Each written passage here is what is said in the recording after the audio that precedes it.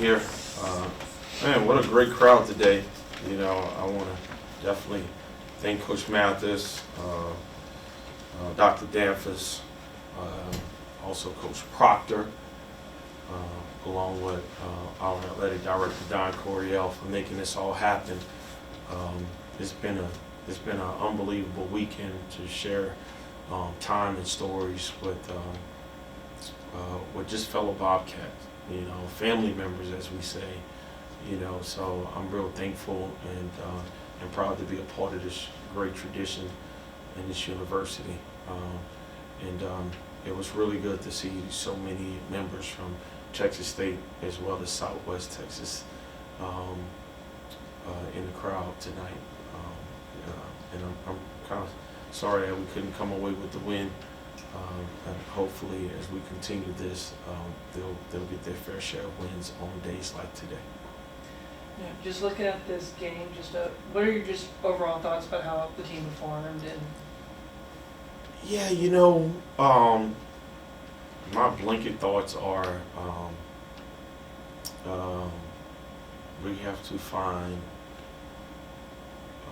that grit and that toughness that is the separator between playing a game and winning a game. We don't play the game with enough toughness and grit to win a game, and we haven't for a little while now. It's been missing. I'm looking for it. I'm searching for it. yeah, it felt like a kind of a repeat from Thursday. Y'all got off to a really good start against Arkansas State. Same way y'all got off to a really good start against Louisiana. Y'all hit that 7 to 8 minute mark, and then all of a sudden the offense kind of falls off, and Arkansas State gets to rolling. What's been the problem with the offense struggling to finish strong going into halftime, and just kind of keeping up the momentum y'all built up during the start of the game? Yeah, I think oftentimes we get caught up in looking at that side of the ball, and I think that has something to do with it, for sure, okay? They shot 63% in the first half. Man, it's really difficult for me to talk to my team about offense when the other team is shooting 63% in the first half. They had 21 rebounds, we had 9 in the first half. We turned them over 11 times and still didn't have a lead. So it's a lot of different factors that go into it. What tends to happen when you get off to a good start like that is that when they settle in and then they start scoring and they start realizing that there's very little resistance, as they did today, they took advantage of that. And what that does is that fuels them, and they start defending just a little bit better, a little bit harder. We're in a different time. Most teams, not named Houston or Iowa State, are fueled by offense. And offense triggers defense. We used to be a team that was fueled by defense. And I took pride in that. I'm not exactly sure where that is right now. I'm trying to find it. And we're trying to be that team, but we were not that team tonight, nor were we that team on Thursday. It was just a rough day of shooting overall, especially in the paint. Is that a test of their defense, or the shots just not falling today? Yeah, when you have spot blank shots right there, and they're not getting blocked, you can say it was an off night, but there's a certain level of toughness and determination and focus that it takes to finish. We gotta capitalize, those shots, they gotta hit the glass. We gotta be a little bit more fundamentally sound, So I'm not knocking their defense. They got one of the best shot blockers in the country, Nelson, for sure. But I would think that we should be able to score a little bit better in the paint, considering how many opportunities we had.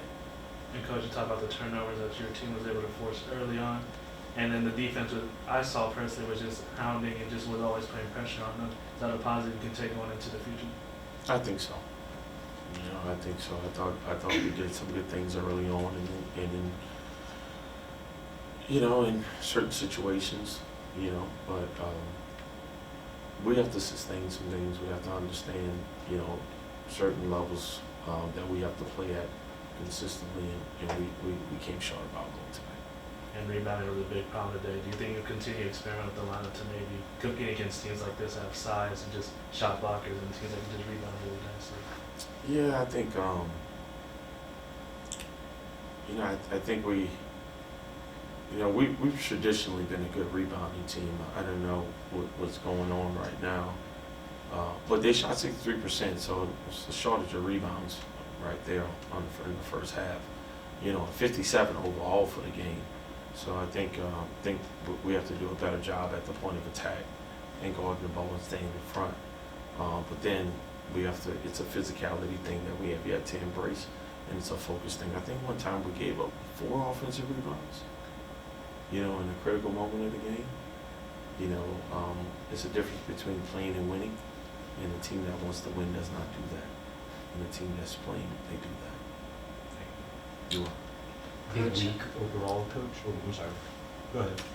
Aside from, this final score, one positive that it seems that we can take away is a difference in Pope's playing tonight from Thursday when he was held to 2 points Thursday and he came out with 17 tonight. Just what do you have to say about his specific performance tonight? Yeah, I mean, if we're just going to talk about points, you know, yeah, it was better. The game was about impact. You know, I think one of the things that happened early on is I thought his energy was good. But we pick up 2 fouls early on and have to sit for a long stretch, and it's going to kill your rhythm.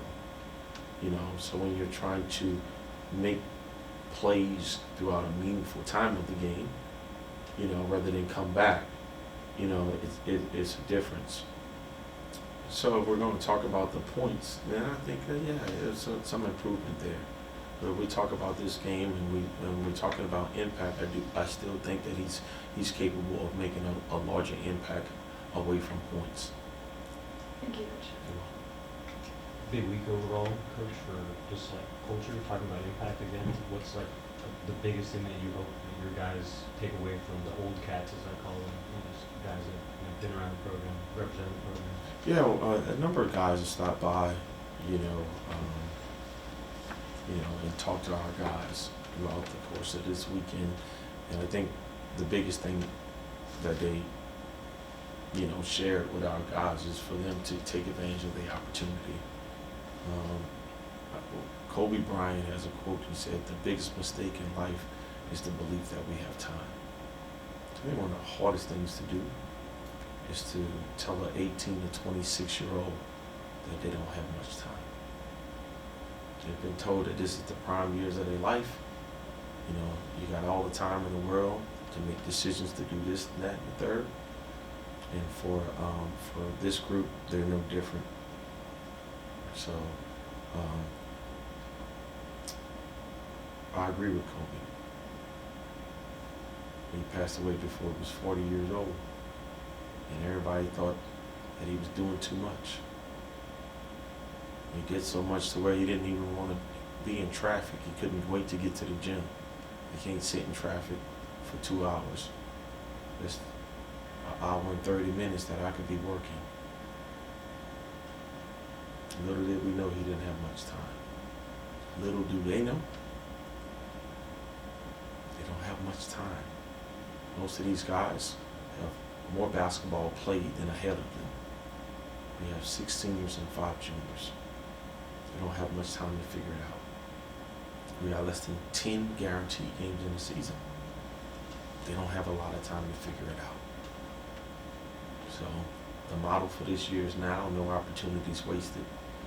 And we haven't gotten to that point yet to where we're done wasting opportunities.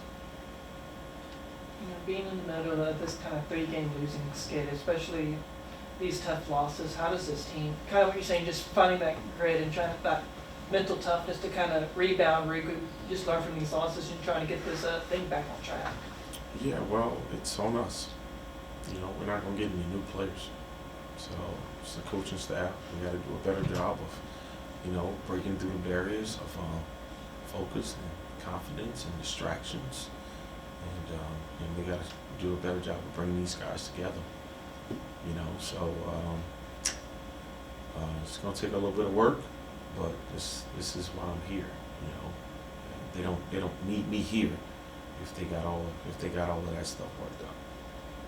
Do you know kind of the injury updates for both Tyrell and Mark going into? And I really don't, to be honest with you. I really don't. I don't know if there's been much change. Neither one of them have practiced, so that's what I'll tell you. So I guess that's the only thing I can give you. And if they start practicing a little bit, I'll have a better feel. But neither one has practiced yet. With kind of like the amount of injuries y'all have had this season, how has like the depth of this like roster really affected y'all's play, or has it, or how do y'all, I guess, try to overcome that? I mean, we try to coach the next guy up to be there, but the reality of it is, like, you probably got 2 all-conference players that are not suited up right now. So, it can be a little bit challenging at times from a consistency standpoint. But hey, it's something that we've been dealing with for a stretch here, and we have to kind of embrace. And this is our path, this is our story, and we have to follow through with it. So.